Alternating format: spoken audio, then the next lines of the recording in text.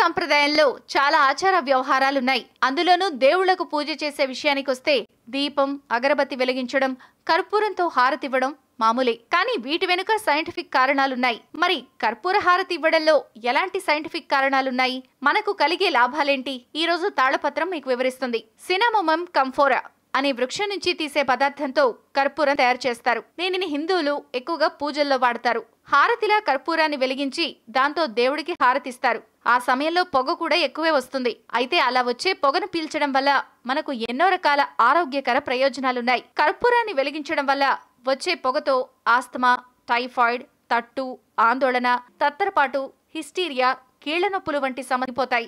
కర్పూరాన్ని వెలిగించడం వల్ల వచ్చే పొగతో చుట్టూ వాతావరణంలో ఉండే బ్యాక్టీరియా, క్రిములు, వైరస్లు కూడా నాశనమవుతాయి. జ్ఞాపక శక్తి పెరుగుతుంది. చర్మ సంబంధిత సమస్యలు తొలగిపోతాయి. అయితే ఈ క్రమంలో కర్పూరం వాసన కొందరికి పడదు. కానీ కర్పూరం వాసనను స్వర్గానికి చెందినదిగా అభివర్ణిస్తారు. దీన్ని మండిస్తే ఎలాంటి బూడిద రాకుండా పూర్తిగా మండిపోతుంది. అందుకే దీన్ని దేవుళ్లకు పూజలు చేయడంలో వినియోగిస్తారు. ఎలాగైతే పూర్తిగా మండిపోతుందో అలాగే దానికి ఎదురుగా నిలబడి పూజ చేసిన వారిలో ఉన్న ఈగో కూడా అలాగే మండిపోతుందని విశ్వాసం. కర్పూరాన్ని వెలిగించడం వల్ల దాని చుట్టూ ఉన్న వాతావరణంలో పాజిటివ్ ఎనర్జీ ఉంటుంది. ఈ క్రమంలో ఆ ఎనర్జీ అంతా మనలోకి వెళ్లి మనకంతా మంచి జరుగుతుంది అని నమ్ముతారు. ప్రాచీన రహస్యాలు, ఆచార వ్యవహారాలు, శాస్త్రీయ విశ్లేషణల సమాహారం మీ తాళపత్రం. మరిన్ని వీడియోస్ కోసం సబ్స్క్రైబ్ చేసుకోండి.